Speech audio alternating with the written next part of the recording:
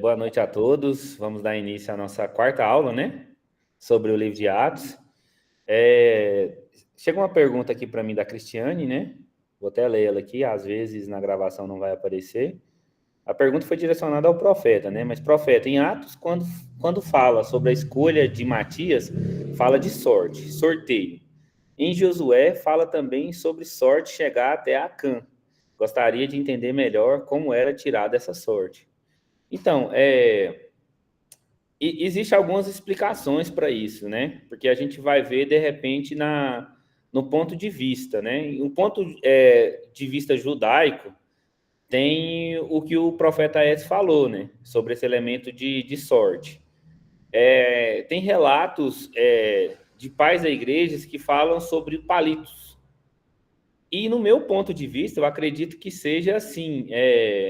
As pessoas reuniam e falavam assim, não, vamos tirar pela sorte. Mas a sorte nada seria mais do que o próprio Deus escolher, entendeu? Motivado pelo Espírito. Você lembra daquela passagem de Pedro que Jesus pergunta para Pedro, Pedro, quem acha que eu sou, né? Aí Pedro responde, Jesus fala assim, não foi nem carne nem sangue, mas foi o Espírito. Então, eu tenho o meu ponto de vista que é isso, que nem a gente estava falando que nós somos muito esotéricos, né? E a nossa mente moderna, ela às vezes não consegue entender o que acontecia na época de Jesus. É que nem eu estava falando, por exemplo, de jogo. A gente lembra de jogo, o que você vai lembrar de jogo hoje? Ou é futebol ou é tigrinho, que é o que todo mundo conhece e o mal que está assolando a gente é essas apostas. Tigrinho e tal, mas pode ser um bet que aposta em futebol ou aposta normal. Tem gente que aposta sobre tudo, exatamente tudo, entendeu? Desde eleição até se vai chover ou não. Existem pessoas realmente viciadas na aposta. Então, quando a gente fala em aposta, sorte, a gente acha que é tipo uma mega sena da vida, entendeu? Um bingo, né? Um bom exemplo é tipo um bingo, mas não é. É meio anacrônico, na verdade, porque a gente entende, por exemplo, escravidão. Quando a Bíblia fala de escravidão, ela traz um contexto que o cara era escravo, mas ele recebia, ele tinha comida e a escravidão dele tinha dias contados, entendeu? Por exemplo, esse texto de Atos que a gente vai estudar agora é o capítulo 5 e 6. Pelo que eu vi aqui, eu não vou conseguir sair do 5, gente, porque é muita coisa, muita informação. E realmente acontece coisas aqui que é de muito da compreensão, é de muito difícil compreensão, porque a gente vê um relato de, por exemplo, de Jesus nos evangelhos que aparentemente se contrasta 100% do que acontece em Atos 5, né? Mas aqui, depois que você lê o texto, entende o contexto, você entende o que realmente aconteceu ali. Mas realmente é de duro entendimento isso. Quando a gente vê, por exemplo, Jesus e a mulher adúltera, né? Então todo mundo chega para matar essa mulher, e o que Jesus fala? Peraí, quem não tiver pecado, atire a primeira pedra. Jesus, naquele momento, ele salvou a vida daquela mulher, não é verdade? Então a gente enxerga um Jesus e, logicamente, um Deus compassivo, né? Mas a gente esquece de tudo isso antes. Mas isso aqui tem um propósito. O que aconteceu em Atos 5 tem um propósito, né? Então, é assim. Então, na verdade, assim, esse é o meu ponto de vista, entendeu? Pessoas podem discordar de mim, por mais que a gente tenha uma visão mais das raízes bíblicas da nossa fé, é, olhando pelo um ponto de vista mais judaico, acredita em algumas coisas, eu penso que seja isso, entendeu? Uma pessoa cheia do Espírito Santo decidiu, o Espírito que decidiu, né? Porque, na verdade, essa decisão, ela não foi tão simples assim, né? Porque tinha todo um critério, né? Tinha que ter visto João batizar Jesus, tinha que ter andado com Jesus, tinha que participar da crucificação e ter vindo Jesus ressurreto, né? Então, assim, isso era realmente para poucas pessoas. Então, por exemplo, até hoje tem. Deixa eu só ligar meu cronômetro aqui, senão a gente vai passar em muito. Que nem tem muita gente até hoje que contesta o apostolado de Paulo, porque o livro de Atos relata isso, né? Sobre a escolha do sucessor de Judas. Vou colocar aqui, relógio. Mas esse critério de escolha de apostolado, a gente até para falar, a primeira aula a gente falou de Efésios 4:11, né? Sobre os dons ministeriais, que fala que Jesus subiu ao céu e concedeu dons aos homens. A uns ele fez apóstolos, profetas, pastores, mestres e evangelistas. Então a gente vê que essa função, né, esse trabalho de apóstolo que Jesus, depois da morte, nos doou, é diferente desse apóstolo que era discípulo dele, entendeu? São dois apostolados diferentes. E nós cremos, sim, que existe apóstolos hoje em dia, como existe profeta, como existe pastores, mestres, bispos, presbíteros, né? Então, vamos lá, gente, vamos abrir a Bíblia, então. Se é estudo bíblico, vamos ler a Bíblia, né? Então, para a gente começar Efésios capítulos, ou Efésios, né? Acho que a gente vai ter que estudar Efésios também. Para a gente ver sobre Atos 5, a gente tem que pegar o 4. Porque, de repente, se a gente só jogar assim Ananias e Safira, assim, que é o Atos 5, você vai ficar meio perdido. Você vai olhar assim e falar assim, meu Deus, que Deus é esse, hein? Mas existiu um contexto, né? Então, vamos lá. Todo mundo abre a Bíblia aí para mim em Atos 4:34. Quem tiver com o microfone bom aí, abre e lê para a gente. Eu gosto, assim, de participação, sabe? De falando. Aí, assim, na hora certa, vocês falam, pergunte. Porque fica uma aula mais dinâmica. Não havia, pois, entre eles necessitado algum, porque todos os que possuíam herdades ou casas, vendendo-as, traziam o preço do que fora vendido e o depositavam aos pés dos apóstolos. Então, isso aqui já dá um contexto para nós entendermos o que era a oferta. Esse texto, eu coloquei ele como o primeiro aqui, já já a gente vai ler a continuação dele, que entra um cidadão na história que chama Barnabé, e esse Barnabé, por causa de Barnabé, acontece aquilo que aconteceu em Atos 5, para a gente entender, no final, porque o texto fala de contribuição em dinheiro, né, gente? A gente sabe que quando toca nesse assunto aí é extremamente complicado. Você pode falar tudo para a pessoa, mas às vezes você falar de dinheiro para ela. Por isso que na Bíblia existe dois senhores, né? Deus e Mamon. Porque chega a ser tão forte na vida de algumas pessoas que se torna um Deus, um senhor. E é complicado.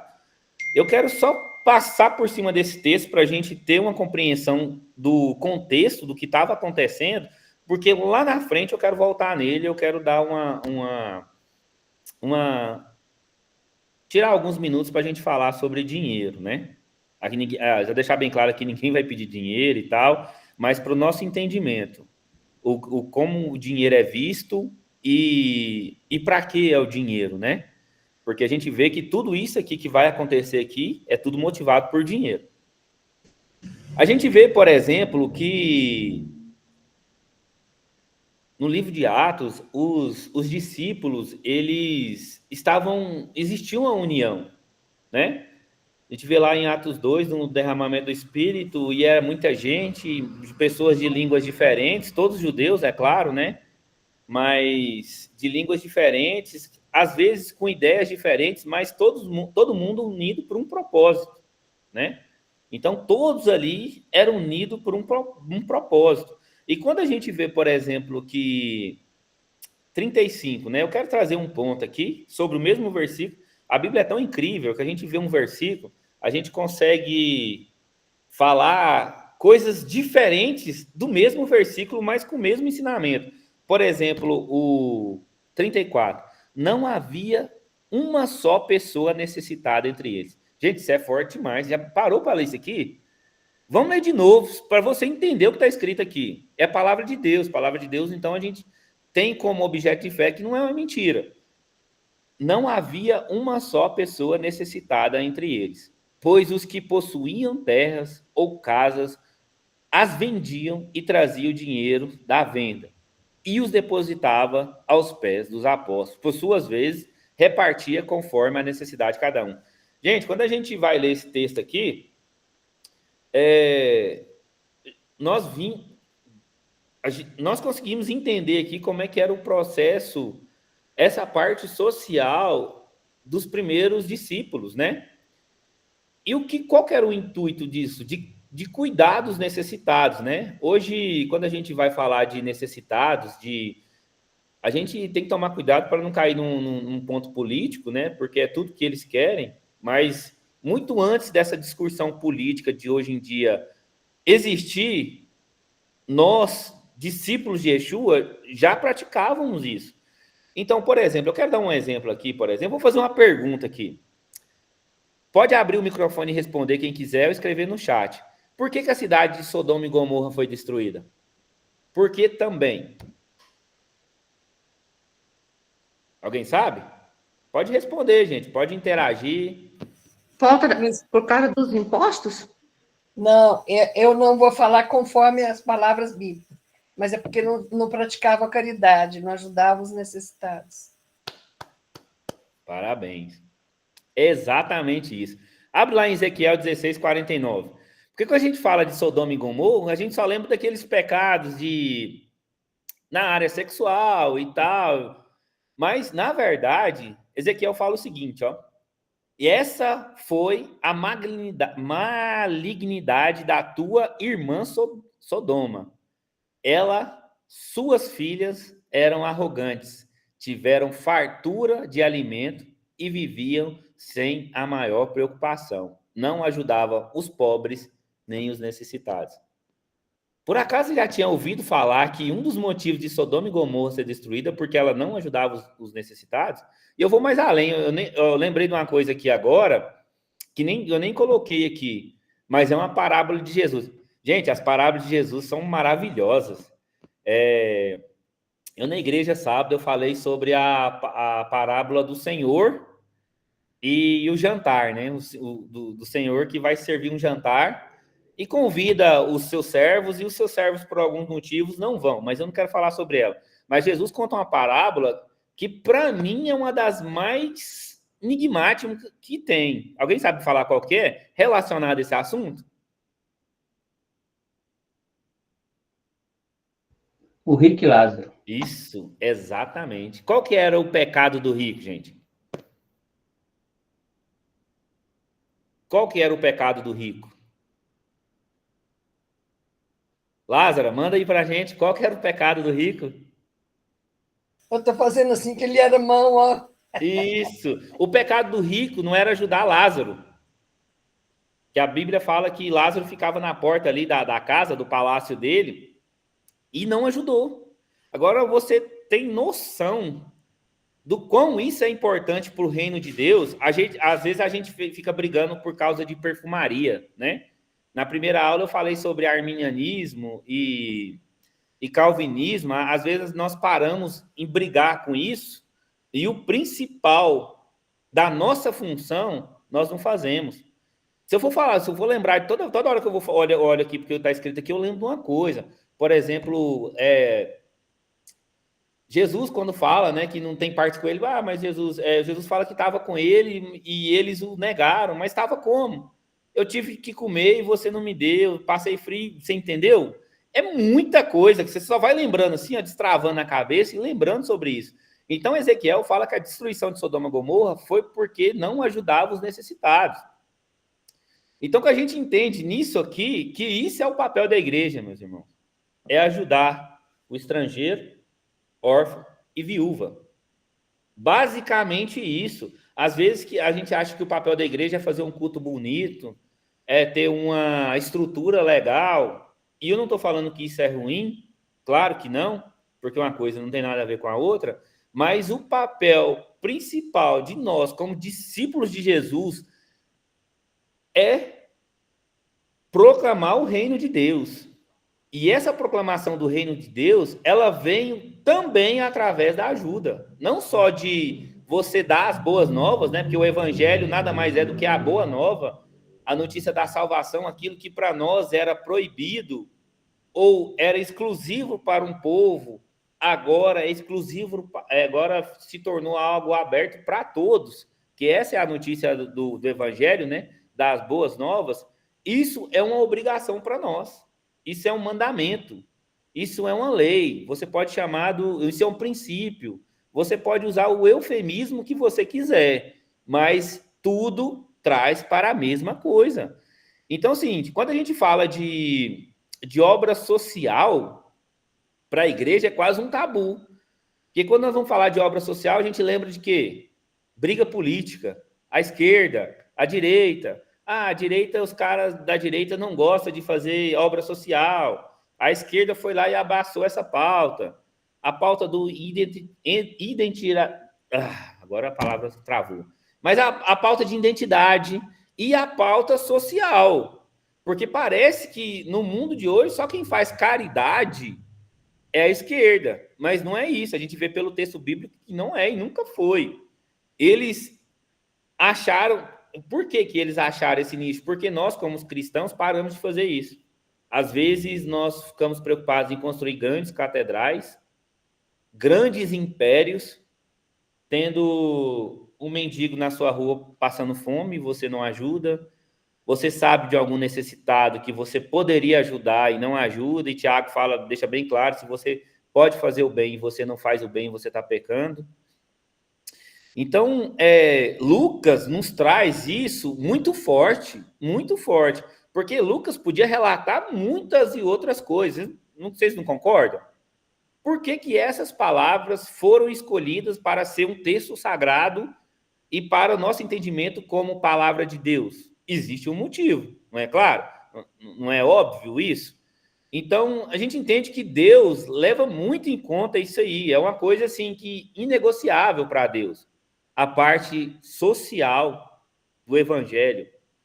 Então, assim, eu espero que hoje, a partir de hoje, a gente comece a entender a parte do social com os outros olhos.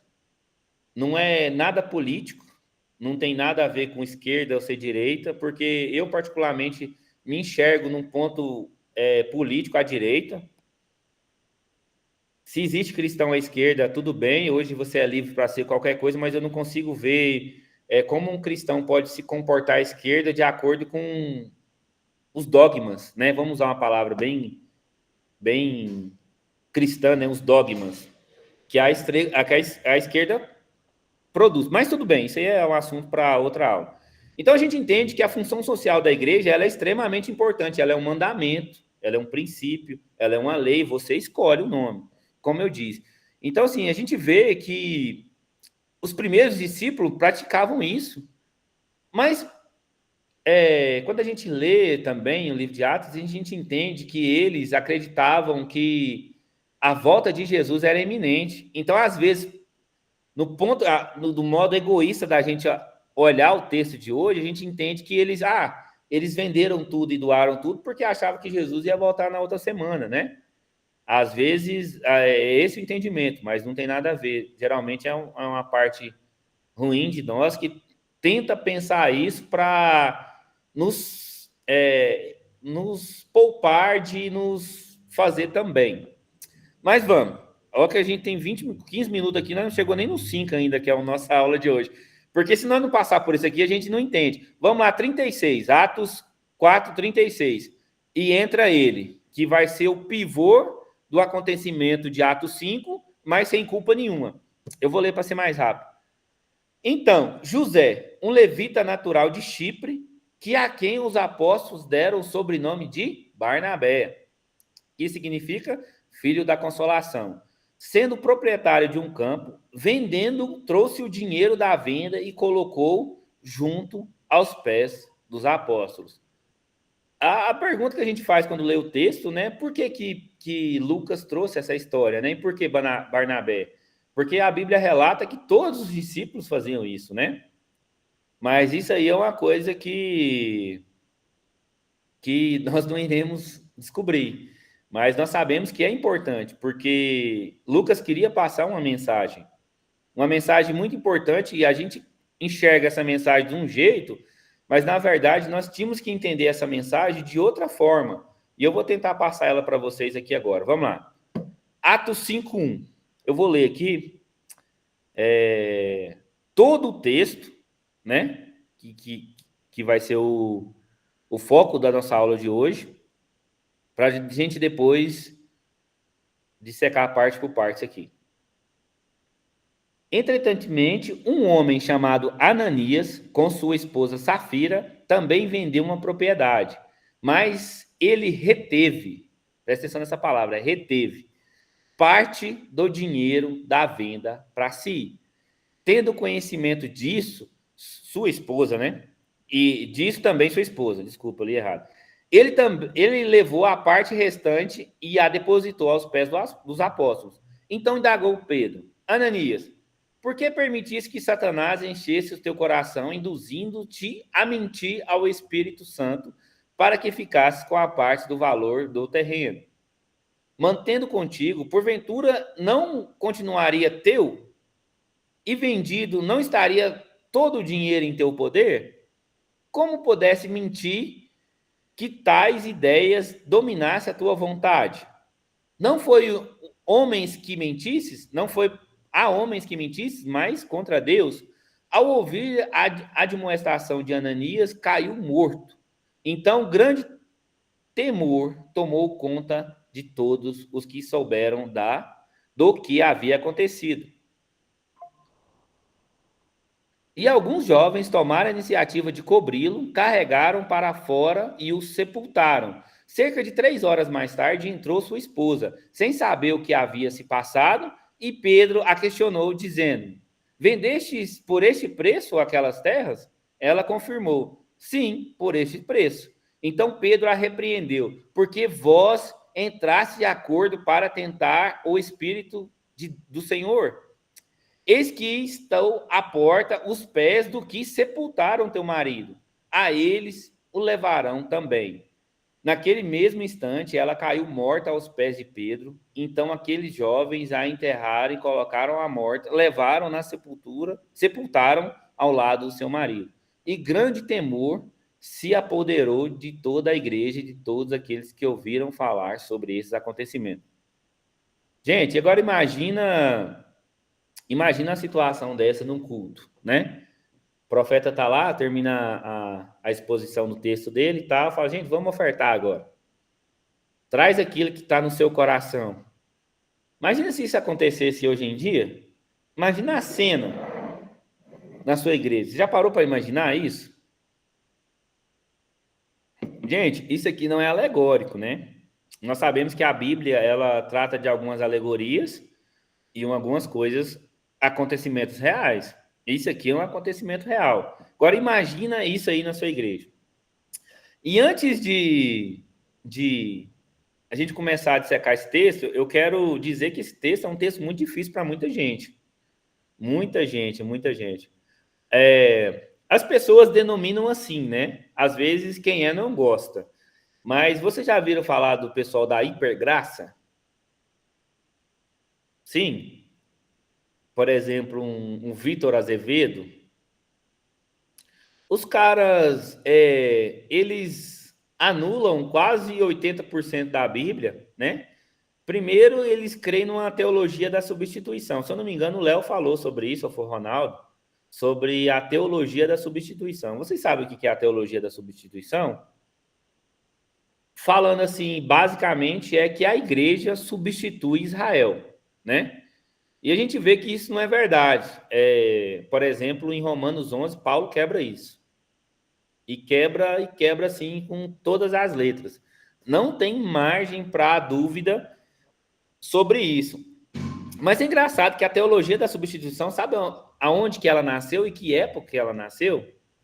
A teologia da substituição, ela foi criada na Alemanha, um pouco antes de Hitler. Então, aquele pensamento antissemítico e antijudaico já existia naquela região. Então, assim, eles usavam alguns textos, tipo de João, né? Que tem algumas frases mais duras aos judeus.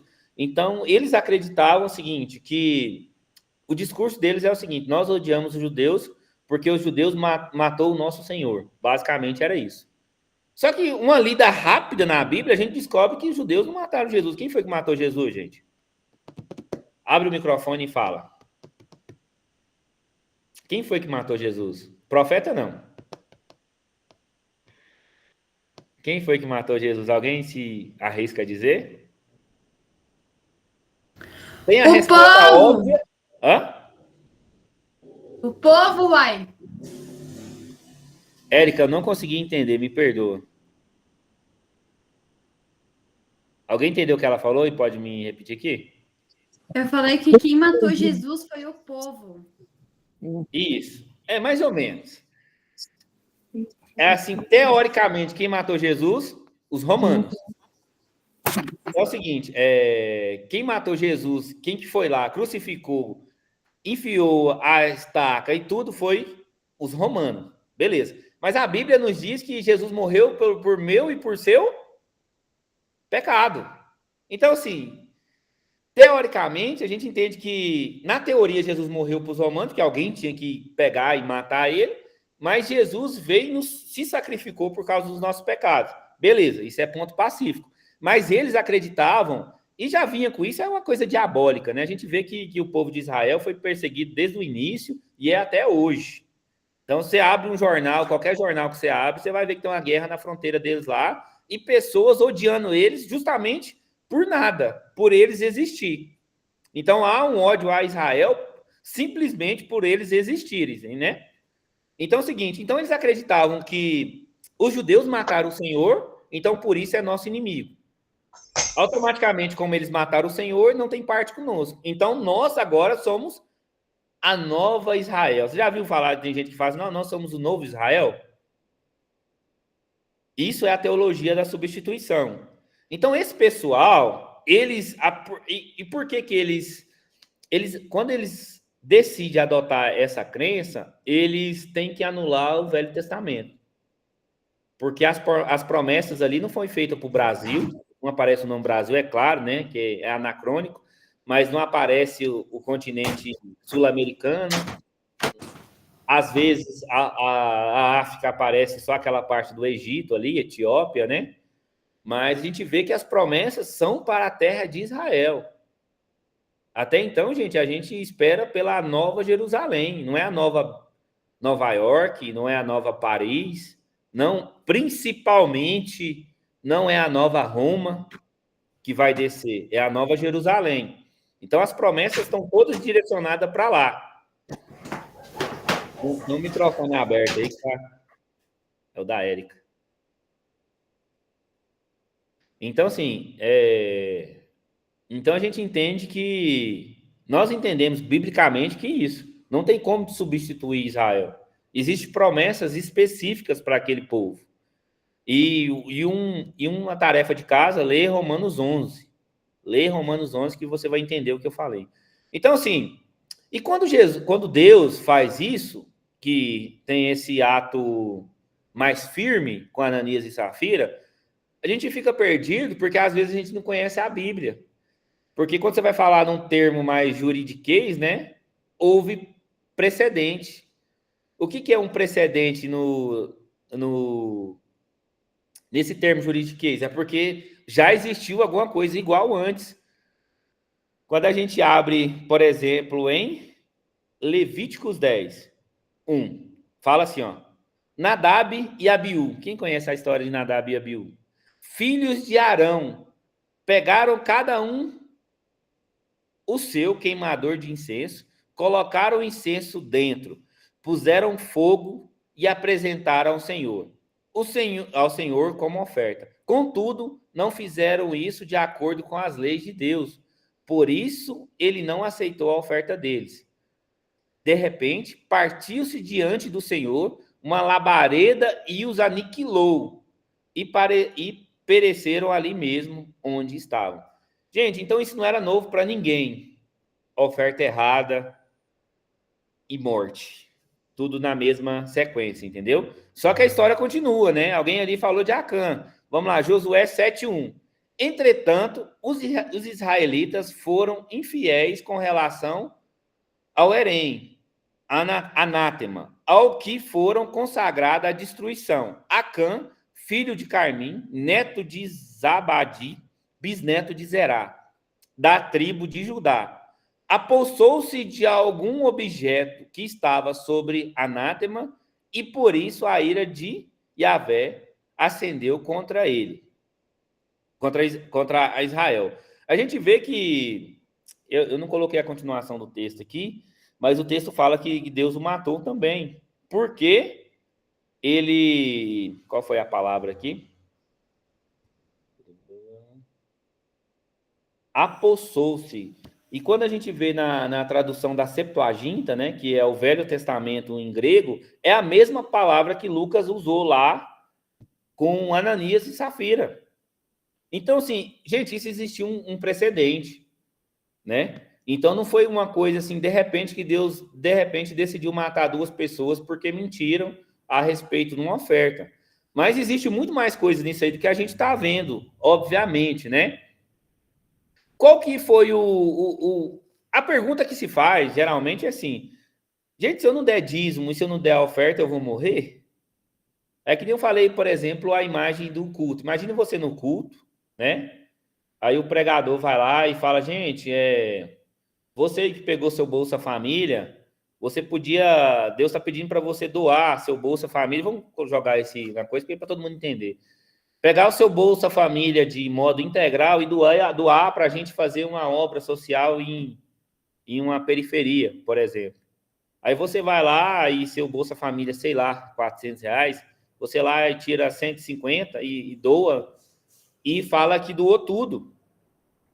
Você entendeu? Você acha que uma pessoa hoje morreria por isso? É uma pergunta, né? Porque quando a gente vê, por exemplo, que Barnabé pegou tudo, vendeu e entregou aos pés dos apóstolos, a gente vê que a notícia, a gente lê no texto lá, em Atos 4, final de Atos 4, a notícia daquilo se espalhou.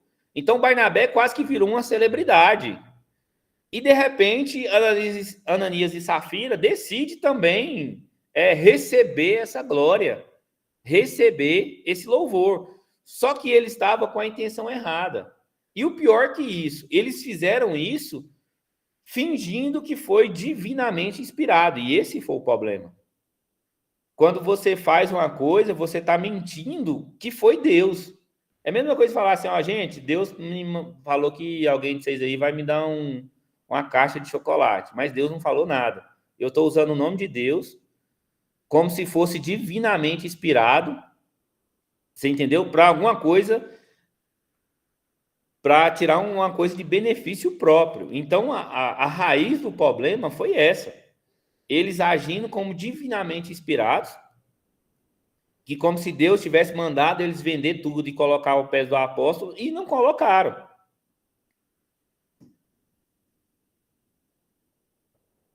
E a pergunta que se faz, gente, vamos ser sinceros, aqui é uma aula, aqui é um lugar de dúvidas, e aqui é o lugar da gente falar algumas coisas que, por exemplo, a gente não questiona um pregador, né? Não é verdade? Vocês ficaram com a dúvida, assim, por exemplo, na cabeça, por que Deus mandou matar, né? Vocês se perguntaram? Por que não colocou de castigo, não colocou no banco, né? Colocou ele 6 meses sentado no banco lá, sem nenhuma atividade na igreja. Por que foi logo assim, a sentença dele foi foi tão rápida, né? Que foi instantâneo e foi tão dura. Vocês já pararam para pensar por quê? Primeiro a gente... Quando a gente mente, a gente muda de paternidade, né, apóstolo? Tem algum apóstolo aí, mas eu vou responder. Eu não entendi, eu só entendi um apóstolo. Desculpa. Diz que quem mente muda de paternidade, não tem mais Sim. Deus como pai, tem Sim. o outro, né? É porque o adversário é o pai da mentira, né? Uhum. Muito bem lembrado isso. Mas, assim, Deus quis dar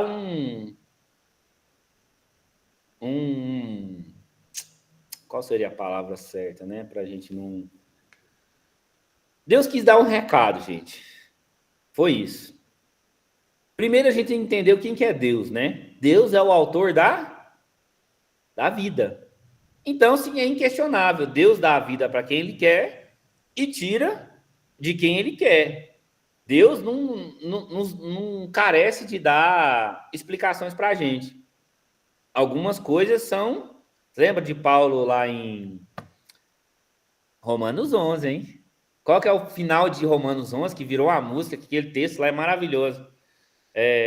Ó, profundidade das riquezas, do conhecimento e da sabedoria de Deus. Alguém lê esse texto para a gente? Esse texto é maravilhoso, maravilhoso. É lindo demais. Eu vou abrir aqui mais rápido aqui. Se alguém abrir primeiro, pode ler, hein?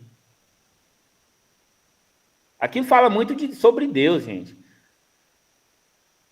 Aquilo fala muito sobre Deus, o caráter de Deus. Ó, profundidade da riqueza, da sabedoria e do conhecimento de Deus. Quão insondáveis são os seus juízos, quão inescrutáveis são os seus caminhos. Pois quem conheceu a mente do Senhor?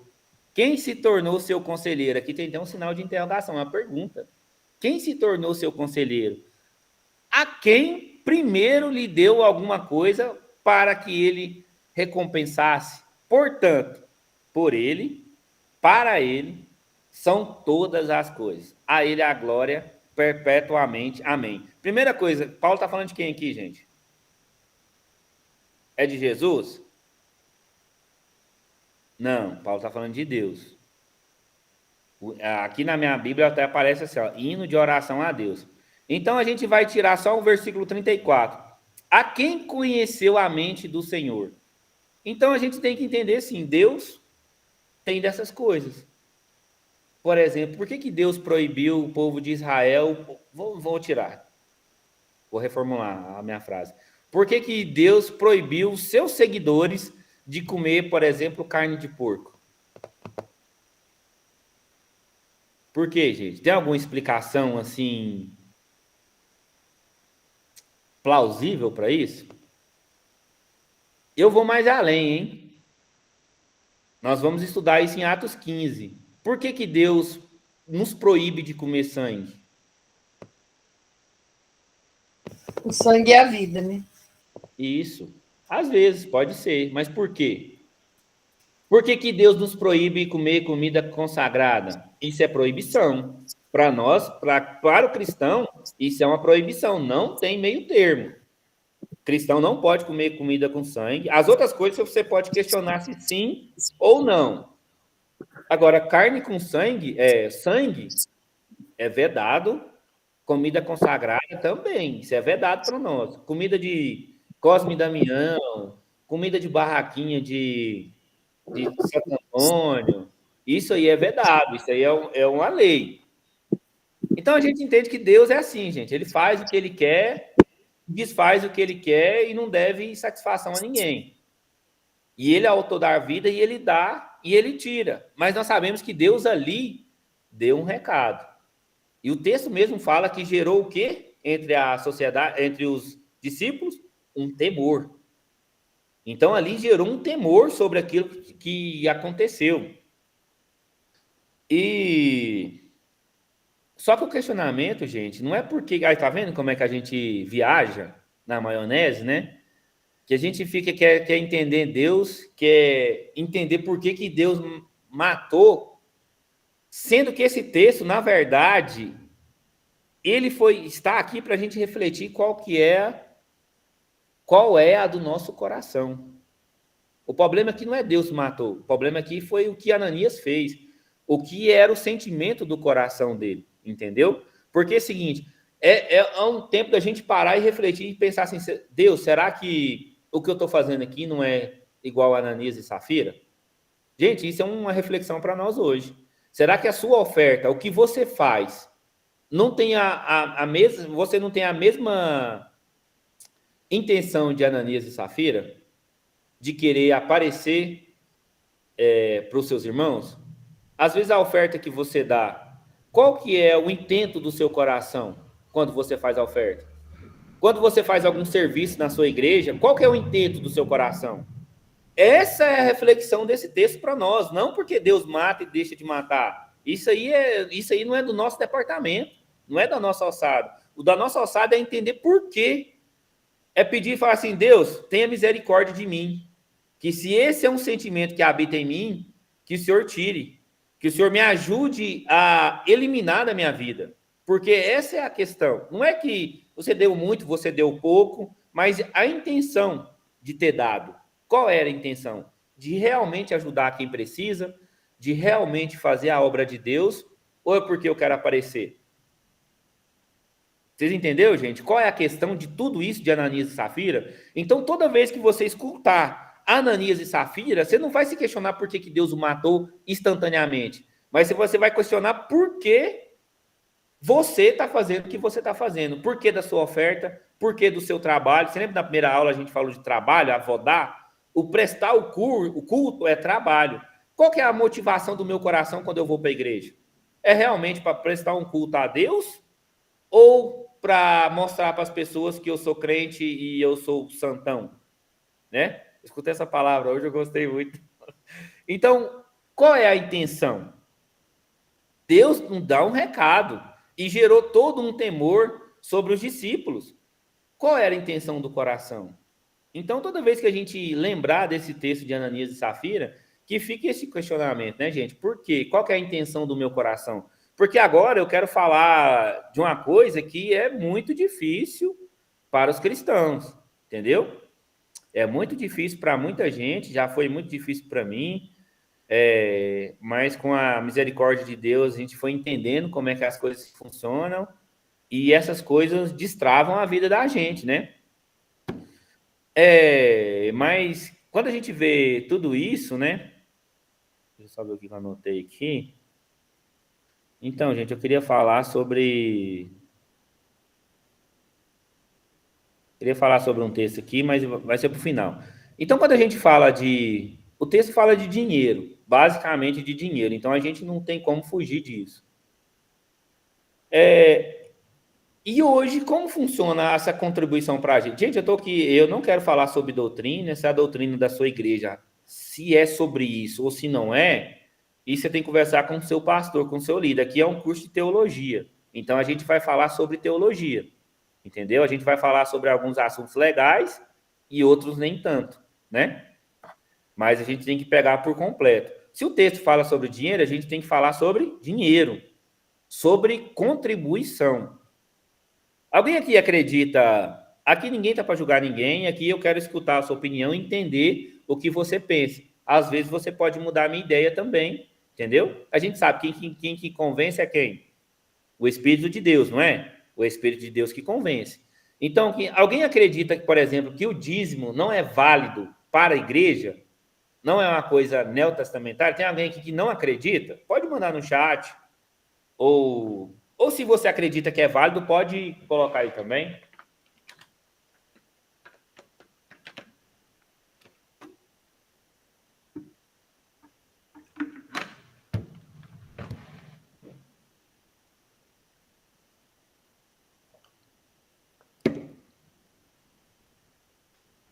Gente, quando a gente fala de dinheiro de contribuição, porque é isso que o texto de Atos 5 fala, ele trata basicamente disso.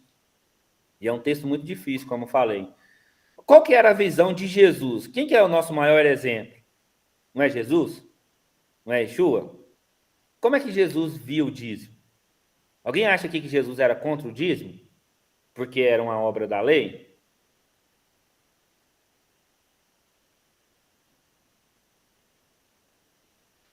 Então, a gente tem que entender...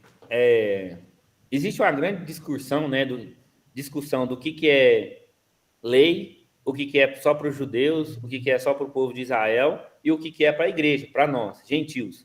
Porque é isso que nós somos, né? Nós somos gentios.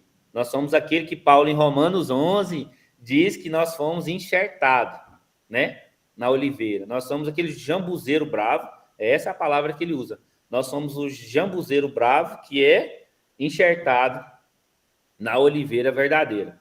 Sendo assim, existem coisas que, a partir do momento que a gente é enxertado em outra planta, o que vale é a gente ou o que vale é a outra planta? O que vai, qual que é a seiva, né? Paulo fala da seiva, né? Qual é a seiva que vai alimentar o enxerto? É a própria do enxerto ou é da árvore que recebeu? É claro que é da árvore, né?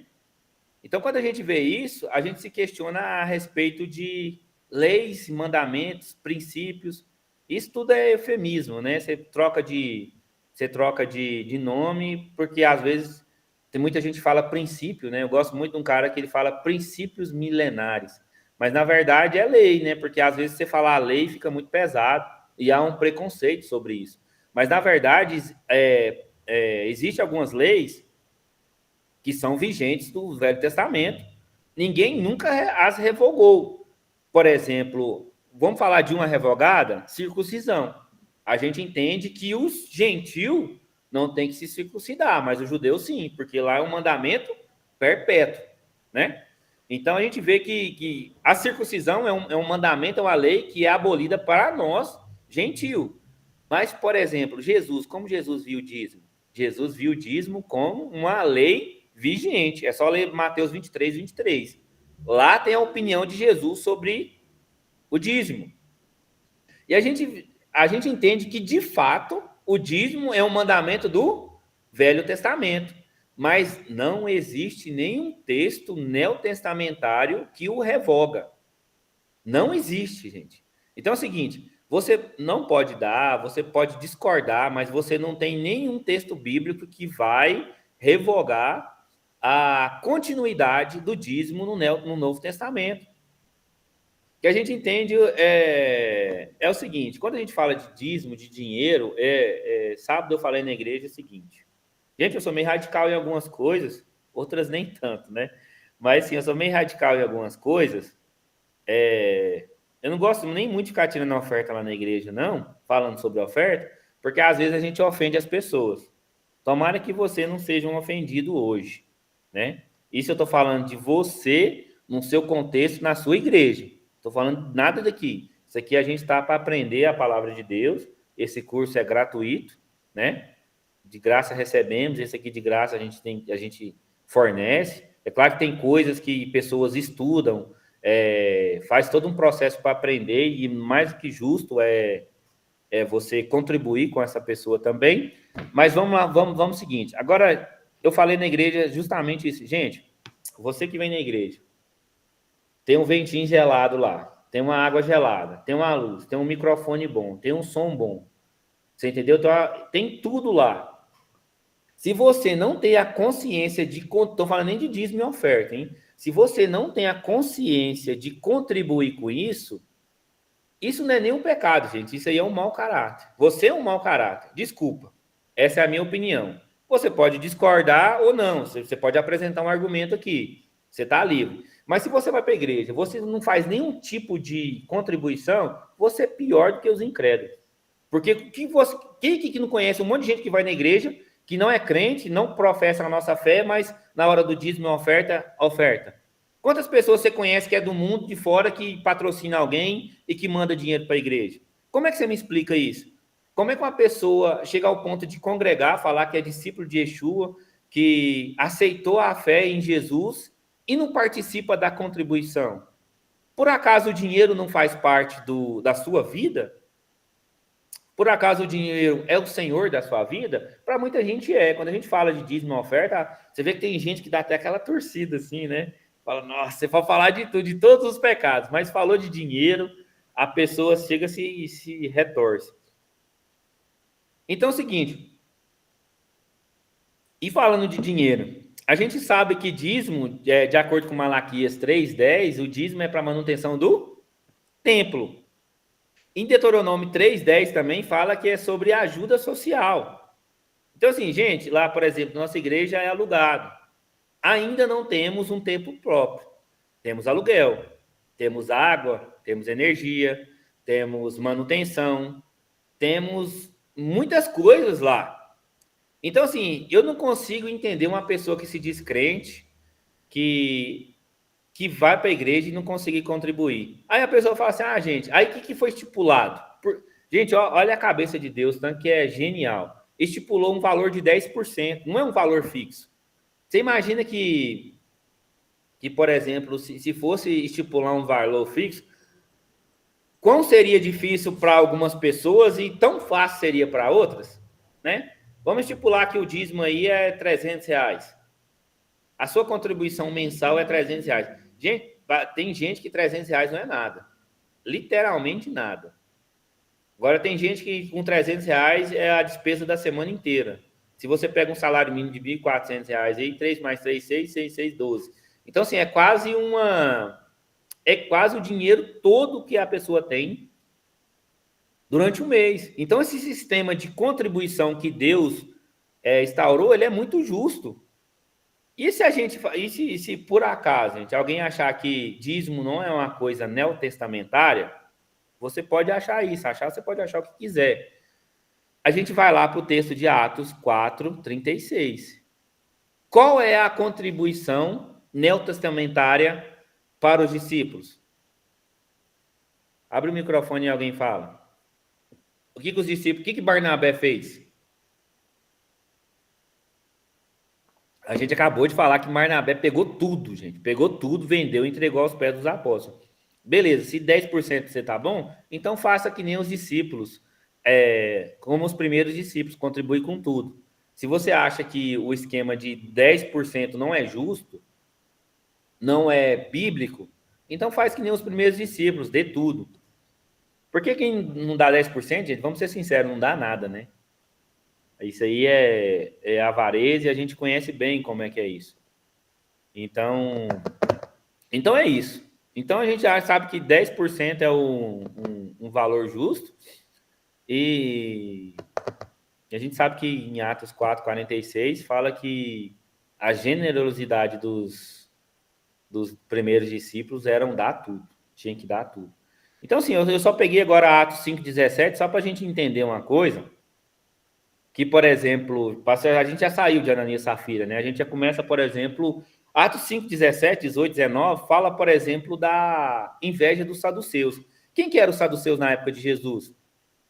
Eram os líderes dos templos, porque existiam os saduceus, fariseus, existia mais 2 ou 3 classes ali de clãs judaicos, né? Então a gente sabia que quem controlava o templo eram os saduceus. Os fariseus poderiam ser a maioria, os mais aceitos, mas quem realmente controlava o templo eram os saduceus. E a gente vê que em Atos, por exemplo, 5:17, vai continuando, ali fala muito da inveja deles, né? E, gente, quando a gente vai olhar esse texto e trazer para nós hoje, não é um reflexo de hoje em dia, você sabe por quê? Quem que é o maior opositor da igreja? Não é assim, opositor, assim, vamos esquecer o inimigo, né? O nosso adversário. Mas quem que é o maior opositor hoje, por exemplo, da igreja Bola de Neve? É a própria igreja, não é? A gente vê hoje em dia que os maiores ataques que nós recebemos são dos nossos próprios irmãos, porque você não acredita que, por exemplo, a tribulação vai ser antes ou depois da vinda de Cristo? Quem acredita que é antes, ataca quem acredita que é depois. Quem acredita que é depois, ataca quem acredita que é antes. Então a gente vai ver, por exemplo, a inveja e a dificuldade, essa oposição. A gente recebe mais oposição daqueles que é da nossa fé do que os que não são.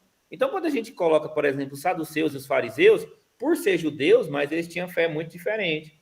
É, por exemplo, os protestantes contra os católicos. Aparentemente, servimos os mesmos deuses. Mas eu falei isso na aula passada, na primeira aula.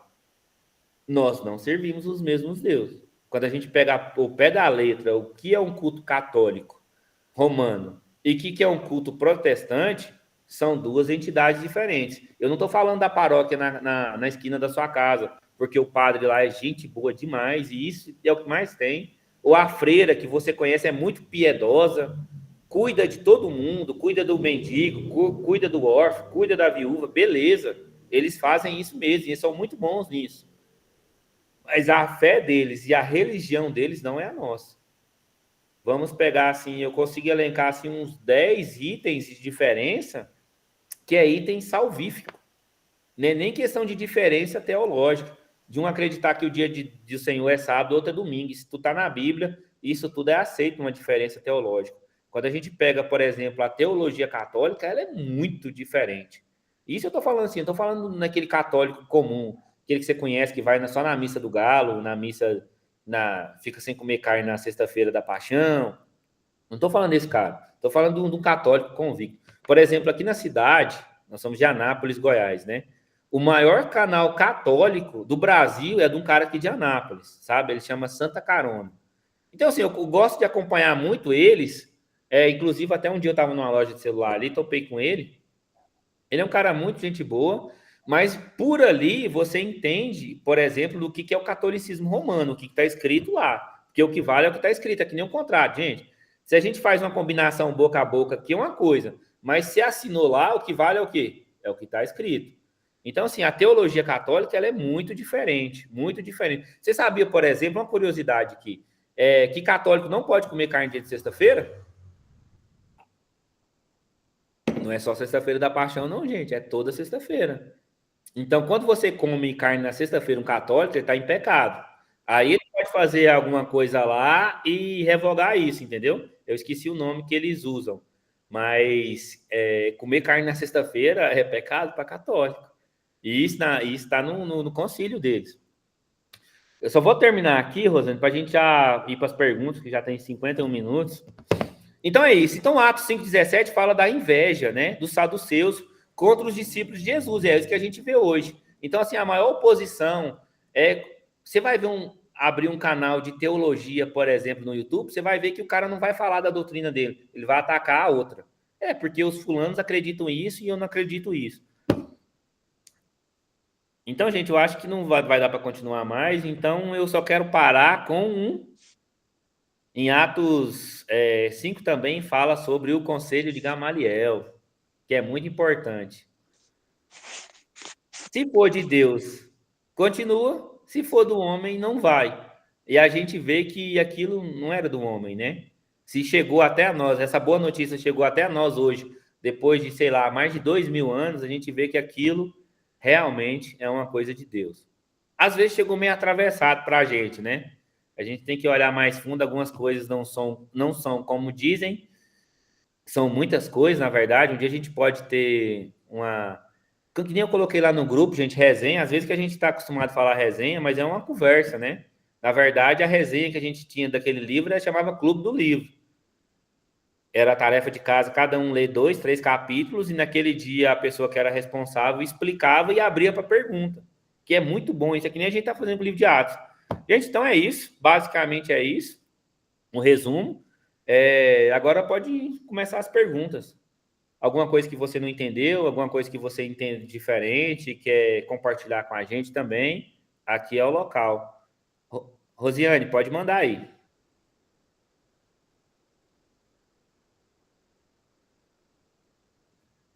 Rosiane, você levantou a mão, você quer falar alguma coisa? E se alguém tiver alguma pergunta também, pode mandar aí a respeito do texto, a respeito disso que a gente viu hoje, ou de algum comentário que eu fiz, pode ter sido relacionado à aula ou não, alguma coisa de fora que a gente acrescenta. Ou se porventura você tem alguma curiosidade a respeito desse livro também que você queira fazer.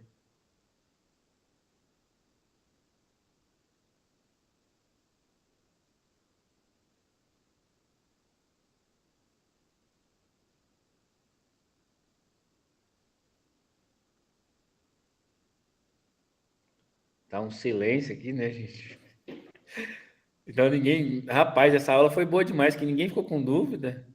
Eu fiquei com dúvida das coisas que eu falei. Vai lá, Lázaro, manda para nós. Começa, puxa a fila. Abre o microfone. Desculpa. Eu faço uma pergunta que não está relacionada diretamente com a aula, não, mas está relacionado a qual a posição teológica mais coerente com a questão da primogenitura? Você acha que, teologicamente, estou perguntando a sua opinião, devemos pagar aquela oferta da primogenitura? Gente, a oferta é uma coisa assim, é muito pessoal, sabe? A Bíblia, ela nos dá alguns direcionamentos sobre primícia, sobre algumas ofertas. Então, assim, eu sou daquele time que é o seguinte, eu vou dar a minha opinião, né? Se você pediu a minha opinião, eu vou dar a minha opinião. Eu acredito, assim, que se está no seu coração de fazer a oferta, você faz. Às vezes somos criticados por causa dos nomes. A oferta da primícia. Ah, mas essa é uma coisa que é do Velho Testamento. A oferta disso, a oferta daquilo. A gente vê que na Páscoa tem uma oferta aqui, tem uma oferta lá. Mas se sentiu no coração, você faz. Simples assim, entendeu? Porque se a gente for querer dar nomes, nomenclatura, isso eu estou falando teologicamente, gente. Agora, um profeta vem cá e fala profeticamente. Ele pode ter uma opinião diferente à minha ou trazer alguma coisa sobre isso. Na verdade, eu vou deixar ele responder essa. Só mais uma coisa, tomando a sua explicação, porque o Safira e Ananias, eles foram influenciados, queriam aparecer como os outros, como o Barnabé. Então, eu participo de um grupo que resgataram a primogenitura dos filhos e não sei o que mais. Aí, eu fico me questionando, sabe? Eu vou fazer isso de coração ou eu vou fazer isso para ficar igual aos outros? Justamente isso. O Edson vai falar sobre isso, mas eu quero dar a minha opinião sobre isso que você falou. A primeira coisa, Lázaro, é difícil eu comentar sobre isso, porque eu não entendo o que realmente está acontecendo nesse grupo, né? Eu só tenho uma pequena informação que você me trouxe, então eu não consigo entender para me dar uma opinião. Mas a essência você entendeu. Se você sentir no coração for uma coisa do seu coração, faça. Se não for só porque todo mundo está fazendo, não faz. Entendeu? Esse é o meu conselho. Mas aí o profeta Edson pode falar alguma coisa, acrescentar mais sobre esse assunto. Obrigada. Amém, amém. Eu vou ficar com uma parte que eu gosto muito, que é a de 1 Coríntios, que vai falar sobre a oferta, tá? Capítulo 9, 6. Que a oferta você faz segundo você propôs no seu coração, com liberalidade. O que significa isso? Coração livre. Ainda que seja uma oferta que tenha uma posição, que alguém traga algum contexto bíblico, faça com liberalidade. Tá? Não faça. Nós ensinamos os princípios, mas nós não ensinamos que as pessoas façam simplesmente por legalismo. Não é o nosso entendimento que você faça simplesmente por legalismo, mas que você se beneficie do princípio tendo entendimento. O entendimento vai gerar em você essa liberalidade. Você entendeu e você trouxe para o coração, e isso gera em você a liberalidade. E isso que abre os céus. É a liberalidade, é a questão de você ter o entendimento do princípio, cumprir o princípio com o entendimento, e o princípio vai te abençoar. A bênção do princípio chega até você. Agora, existem coisas que é inegociáveis, como foi dito pelo Natan. Dízimo é inegociável. Outras coisas que a Bíblia traz, que nós não falamos hoje, mas dentro do decorrer das aulas vai ser falado, são inegociáveis. Aquilo que é inegociável, pronto. Essa questão do resgate da primogenitura, nós podemos usar como exemplo e ver se é viável para mim fazer. Por exemplo, na época de Jesus, quando se apresentava a criança, se trazia uma oferta. Deus passou e permitiu algumas experiências, alguns homens de Deus, que eles sentiram na vontade de fazer essa oferta depois dos filhos grandes como um resgate. Mas isso, Deus, foi uma experiência pessoal. E eu não posso fazer das minhas experiências pessoais como pastor doutrinas. Então, são coisas que são preciso buscar na palavra, buscar em Deus, juntamente com o entendimento da palavra, para que você possa estar livre para fazer. Não fazer por obrigação, porque alguém fez ou porque foi obrigado, assim como foi ensinado hoje. Amém? Adnéia.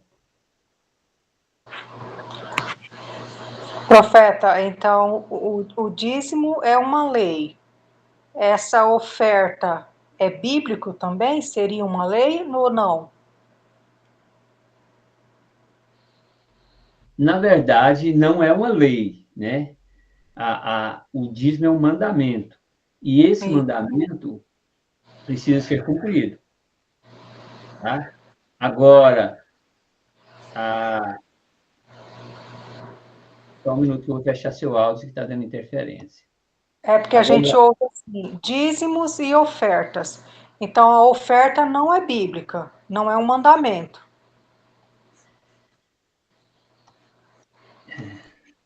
É mandamento as ofertas. O que foi bem explicado pelo Natan é a questão do uso da nomenclatura e que é feita. A Bíblia diz: no que me roubais? Nos dízimos e nas ofertas alçadas. O que é oferta alçadas? São ofertas voluntárias, ofertas que têm outro destino diferente, muitas vezes, do dízimo. Agora, o que acontece, deixa eu trazer algo para vocês, para que seja amadurecido o pensamento de vocês. O que acontece é que alguns movimentos começam a inventar uma série de coisas que até mesmo extrapolam ou tentam obrigar você a fazer além daquilo que você tem condição de fazer. Deus não vai pedir nada que você não tenha. Vocês concordam comigo? Eu vou fazer hoje aqui o seguinte, eu vou deixar aqui daqui a pouco o QR Code para que quem quiser voluntariamente faça a oferta para ajudar na manutenção do curso. Qual é a manutenção do curso? Vou deixar bem claro para vocês. Nós pagamos uma internet e pagamos um aplicativo para que possamos gravar as aulas, permanecer elas gravadas para que vocês tenham acesso. Mas ninguém aqui é obrigado a ofertar. Mas vai ser disponível para você e você pode fazer uma oferta. Você entendeu agora? É uma oferta voluntária. Agora, as ofertas que são destinadas como primícia, o dízimo não é oferta, não é oferta. Você não dá quanto você quer, quando quer e quanto quer. Existe aquele direcionamento, ok? Jéssica? A Jéssica sou eu. Fala, Natan. Então, essa aqui. Não, só fecha o seu aí, senão fica difícil. Isso. Então é o seguinte, Adné, o profeta Edson é pastor. Então, quando ele vai falar desse assunto, ele traz um tom pastoral. Entendeu? Então você vai ver que ele é mais doce, ele é mais amável quando fala isso. A minha função não é ser doce nessa questão. Você entendeu? Eu tenho como obrigação de ensinar aquilo que a palavra de Deus disse.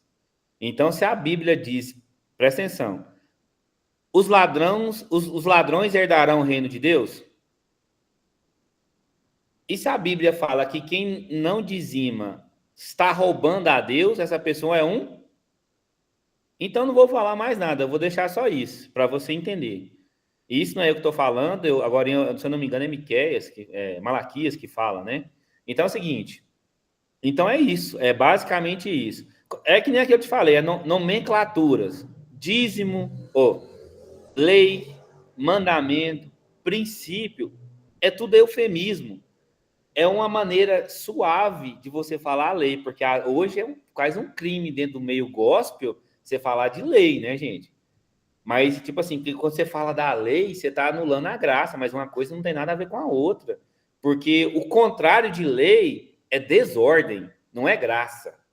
Entendeu? Então, a gente, toda vez que fala assim, lei e graça, uma coisa não é o contrário da outra. Então, quando eu falo quando uma coisa não tem lei, é uma desordem. Então é o seguinte, a Bíblia é bem clara nisso. Dízimo é um mandamento, se você quiser essa palavra. ou um princípio, para ficar bem legalzinho, dízimo é lei, gente. Então, é obrigatório. Então, assim, você faz, aí é opção sua, como qualquer outra coisa que Deus nos proíbe de fazer. E a oferta, ela é um princípio também. Porque a gente vai ver, por exemplo, que as bênçãos que é relacionado... Gente, nosso Deus é um Deus que nos retribui, né? Quem que quer morrer e quer ter o garladão lá no céu? Ou na terra? Independentemente. Todo mundo quer, não quer? Porque quem nos prometeu isso, não foi Deus? Uma recompensa. Então, o nosso Deus é um Deus de recompensa, gente. É um Deus de semeadura. Você planta e você colhe, normal. Então, isso acontece. Quando você dá seu dízimo, algumas coisas são destravadas e liberadas para você. Eu estava conversando com a pessoa aí a respeito disso. Gente, não tem como você orar a Deus e pedir a Deus uma prosperidade financeira se você não faz o mínimo, que é o dízimo e a oferta. Porque Deus, ele não quebra princípio. Deus é... Gente, o que é um... Vamos pensar o que é Deus. Não vai dar para a gente falar nessa aula, mas imaginar o que é Deus, né? Mas Deus pode todas as coisas, gente? Não, Deus não pode todas as coisas. Sabe por quê? Uma coisa que Deus não pode é deixar de ser Deus. Deus não pode deixar de ser Deus. E outra coisa, Deus é falhar com sua promessa. Ou falhar com seu caráter ou com sua palavra. Então, se Deus falou que vai acontecer algo, vai acontecer algo. Então, se Deus falou que uma coisa uma coisa obrigatória a gente fazer, é obrigatório a gente fazer. Então é o seguinte, Deus não vai quebrar um princípio para te abençoar. Isso aí é fato. Então é o seguinte, se você tem um problema financeiro e você ora a Deus por uma solução financeira, não dando dízimo é o que mais vai te atrapalhar. É claro que tem outras coisas, você tem que aprender a administrar seu dinheiro, gastar menos do que você ganha. Isso aí você não aprende, podia aprender na escola, né, gente? Na igreja, né? Mas isso aí, qualquer cursinho de administração, você vai entender. Se você está com problema financeiro, você tem que entender como começou e como solucionar. Se está com pouco dinheiro, você tem que dar um jeito de ganhar mais. Você tem que trabalhar mais, trabalhar extra, estuda, muda de cargo, enfim. Mas Deus não vai te abençoar. Gente, Deus, você não vai orar para Deus, Deus não vai mandar que nem o maná mais não, o maná acabou. Então, se o seu problema financeiro, é claro que Deus vai abrir as portas certas, no lugar certo, mas é você que tem que resolver. E uma das coisas é o dízimo e a oferta. Isso é mandamento, é princípio bíblico. Você plantou, você colhe. Não é eu que estou falando, é a Bíblia, é Deus que fala. Então, assim, o Edson tem o profeta Edson tem uma forma mais pastoral, né, que é bem diferente da minha, de falar de alguns assuntos. Você já vê que ele já começa assim, amém, amém, bem leve, né? E assim, porque ele está acostumado, muitos anos de pastoreio sobre isso. Mas a minha parte aqui, gente, é para mim trazer o entendimento. Mateus 5, 18 a 19, se eu não me engano, fala que aquele que entende e ensina errado... vou ler para vocês. É tanto texto na cabeça da gente, Mateus 5. É um texto muito pesado também, viu? A gente dá uma aula inteira só para falar desse texto. Só para me finalizar, senão a gente vai falar a noite inteira, gente. Eu gosto de conversar sobre a Bíblia, eu gosto de falar sobre Bíblia. Então, se deixar aqui, a gente vira. Mateus 5,17, vamos lá. Não penseis, isso é Jesus falando, hein? Não penseis que eu vim destruir a lei ou os profetas. Eu não vim para anular, eu vim para cumprir. Quando a gente pega no original, esse cumprir aqui, a palavra é pleuro, né? É preencher, completar. Jesus vem completar. Sabe qual que é o ponto que Jesus veio completar? Por exemplo, se você... na lei de Moisés, o pecado é você matar a pessoa. Mas só de você pensar em matar a pessoa é pecado. Jesus não estipulou isso para nós?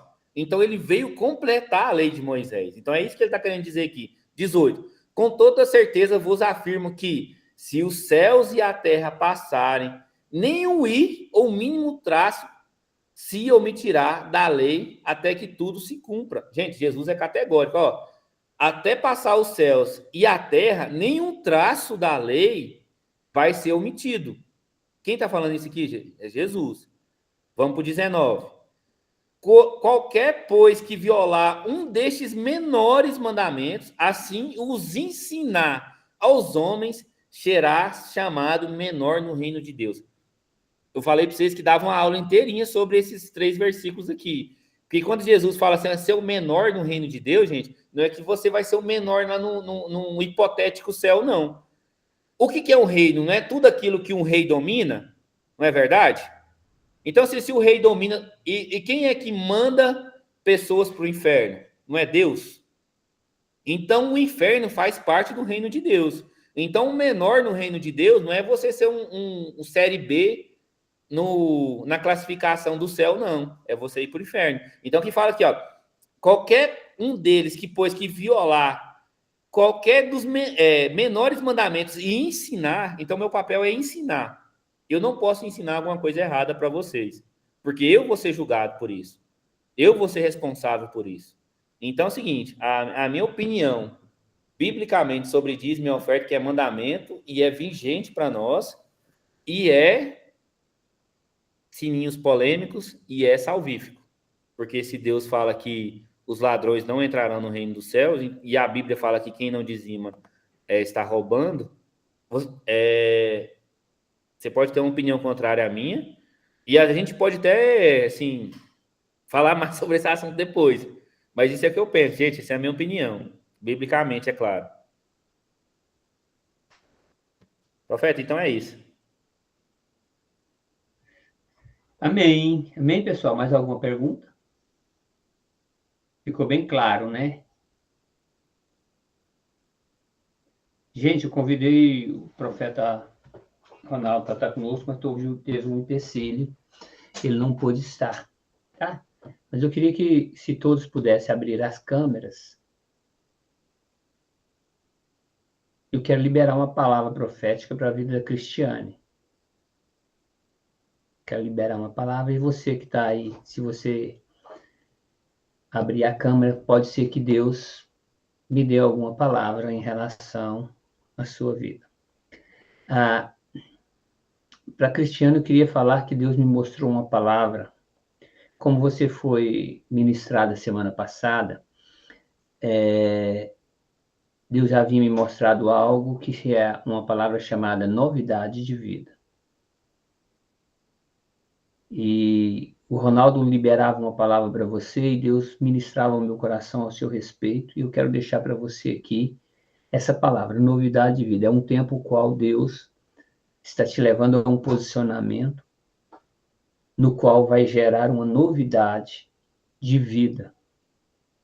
E essa novidade de vida não tem a ver apenas com coisas boas, mas tem a ver com um posicionamento que vai te levar a viver, na essência, a profundidade em Deus. A profundidade em Deus. Não, quando falamos de novidade de vida, pensamos apenas em coisas boas. Independente das circunstâncias, Deus quer fazer com que você venha se aprofundar e viver nessa profundidade em Deus, dentro de uma dependência total ao Senhor. Tanto nos momentos de bonança, como nos momentos de lutas e batalhas que você enfrenta. Deus tem trazido um novo tempo. Quando se fala de novidade, um novo tempo. E eu costumo dizer, a novidade é viver a eternidade. E quando se fala de eternidade, em Eclesiastes, capítulo 3, Eclesiastes 3, que fala há tempo para todas as coisas, Eclesiastes 3, né? Provérbios não. Então, no versículo 9, vai dizer que Deus colocou a eternidade dentro do homem. E esse colocar a eternidade dentro do homem, Cristiano, não significa que ele colocou algo que fosse eterno, mas ali está falando de tudo, de todas as coisas. A profundidade que nós podemos viver em Deus está em você entender que Deus já colocou tudo dentro. Essa novidade que Deus tem trazido, que vai trazer para a sua vida, é te levar para uma introspecção, aonde dentro desse posicionamento, desde quando Deus começou a falar com você semana passada, te levar a você olhar para dentro de você, porque tudo que Deus deseja fazer com você, Ele já colocou dentro de você.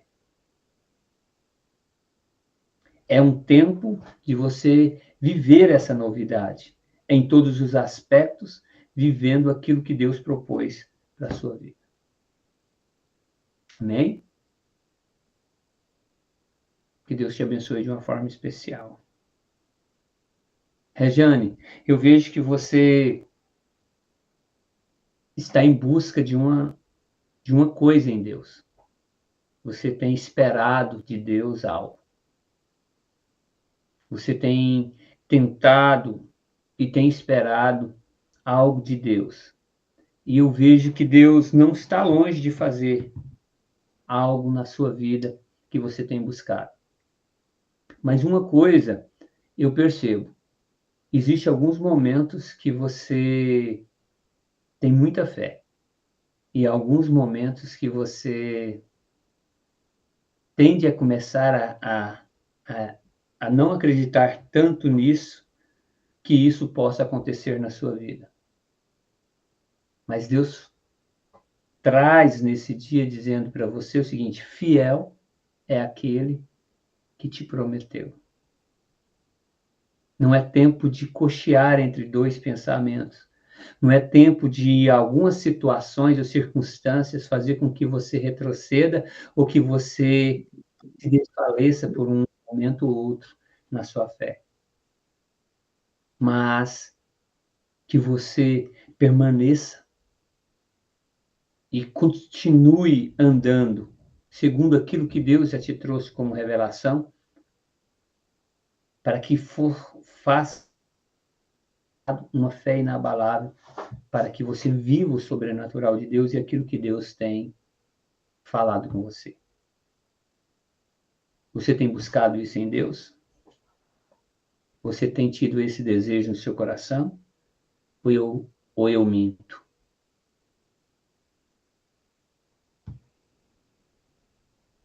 Pode abrir o microfone. Sim, tenho buscado. É verdade. Então faz sentido para você isso? Faz. Então não desfaleça. Ainda que os ventos venham, ainda que as circunstâncias parecem contrárias, Ele é fiel para cumprir o que prometeu. Amém? Amém. Amém. Amém, pessoal? Por enquanto é isso. Deus aprova falar com essas duas pessoas hoje. Mas semana que vem nós temos mais. Está tão bom hoje. Eu vou deixar no grupo, em vez de eu colocar aqui na tela, o QR Code para que você possa ofertar, ou você que vai assistir essas aulas, como eu já disse agora há pouco, né, para a manutenção desse propósito, desse projeto, tá bom? E segundo aquilo que Deus colocar no seu coração. Lembrando também que nós estaremos com o nosso curso de inteligência espiritual, dia 21, 22, 24 e 25. Se você tem interesse, pode me chamar no privado, eu te passo as maiores informações e também, se você tem alguma dificuldade para participar por causa das finanças, você pode me chamar no privado que a gente pode conversar e ver o que podemos fazer.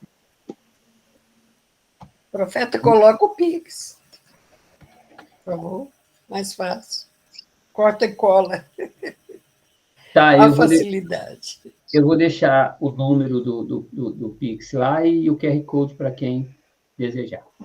Tá bom? Vou pôr no grupo. Tá joia? Amém? Amém. Então é isso, pessoal. Terça-feira, convide as pessoas, tá? Convide